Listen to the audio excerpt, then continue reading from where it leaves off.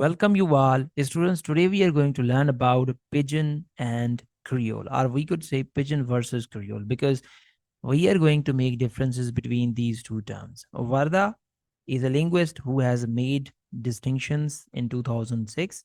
This topic is from Linguistics Part 1, English Code 102. This is our lecture number 12. We already have conducted 11 lectures in this our lecture series program. So without a further ado, let's learn about Pigeon versus Creole. Are the differences between Pigeon and Creole? According to Verda in 2006, he said that a Pigeon is a language with no native speakers. It means to say a pigeon or any pigeon is actually a language having no native speakers. This is one of the characteristics of pigeon language. A pidgin is a language with no native speakers. It is no one's first language, but it is a contact language. Contact language mean to say when two communities meet together, they speak a different variety of language, which both of them having a very different language. They are using a different language despite of their native language to send or receive the right messages from the other communities. So that language, that beginning of that language is actually pidgin language. On the other hand, in contrast to a pigeon, a Creole is often defined as a pigeon that has become the first language of a new generation of speakers. अब वही pigeon जो है जो कि पहले contact language के तौर पे यूज़ हुई थी, यानी दो कम्युनिटीज़ कहीं पे मिल के जो है वो एक तीसरी लैंग्वेज यूज़ कर रहे। तीसरी का मतलब ये है कि कोई लैंग्वेज नहीं थी मगर उन्होंने एक कुछ वर्ड्स दोनों लैंग्वेजेस में से लेकर के बोलना शुरू किए। But with the passage of time अगर उनकी नई जनरेशन जो है वो लैंग्वेज अडॉप्ट कर लेती है, यानी बाय बर्थ वो लैंग्वेज यूज़ करते हैं और यूज़ करना शुरू कर देते हैं, that becomes the creole language. So this is the difference between Pidgin and Creole, or Pidgins and Creole languages. Here are more differences. Pidgins are born out of the need for people to communicate without speaking a common language. So without speaking a common language, people they start using another language for their communication, that is actually Pidgin language. Whereas Creole is a language that was at first a pidgin but has transformed and become a first language. So when that need becomes necessary and a generation adopts that language, that becomes a Creole language thereafter. Pidgin, it can also be called business language because most of the people they use pidgin language for their business or for any purpose, and it does not have a word order, mean to say it is a undeveloped language. It does not have subject verb object word order or sentence structure.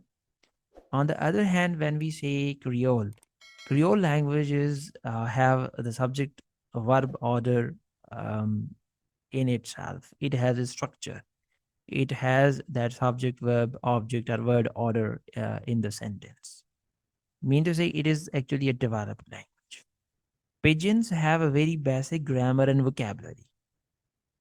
Pigeons, as we already have learned, is undeveloped language, so it does not have the complex grammar or too much vocabulary. On the other hand, whereas Creoles have a much more complex and full grammar and vocabulary. So these are actually the basic characteristics of a pidgin and Creole languages. So how we could say this is a pidgin language, this is a Creole language. So we would separate the languages with the help of these characteristics.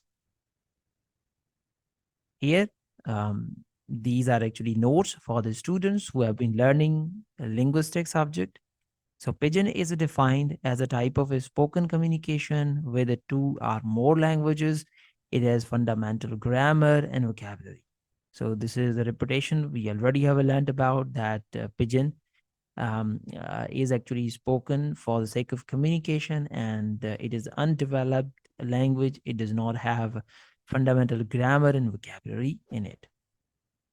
It is also meant to facilitate people who do not speak a common language. So when people do not speak common language of the other group, they start speaking just for the help.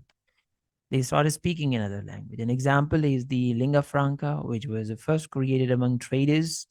This is called business language. तो इसको हम lingua franca language भी कह सकते हैं, या इसको हम business language भी कह सकते हैं, because where traders they meet together, they start speaking a different language, a different variety of language, for making their business prosper. They are created because traders come from different places and have different tongues. Therefore, a common language is formed. Here we are going to talk about Creole or Creole languages. Creole, on the other hand, refers to any pidgin language that becomes the first language in a speech community. So, when that pidgin becomes the mother tongue of a community, it means to say it has become a developed or Creole language.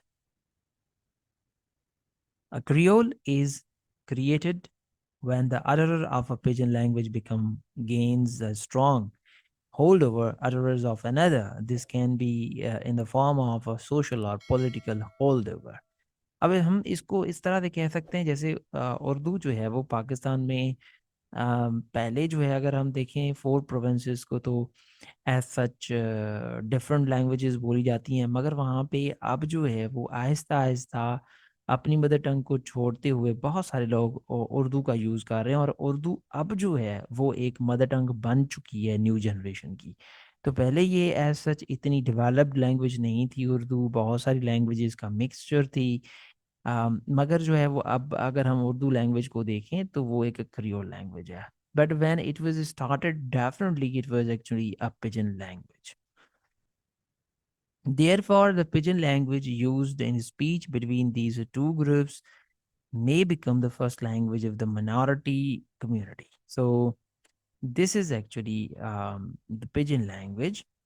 um, there happens when second language becomes the first language. तो creole जो है, जब second language जो है वो first language बन जाए, यानी पहले हम उसको कम्युनिकेशन के तौर पे यूज़ करते थे, मगर अब जो है वो किसी कम्युनिटी की मदर टंग है, that is known as a creole language.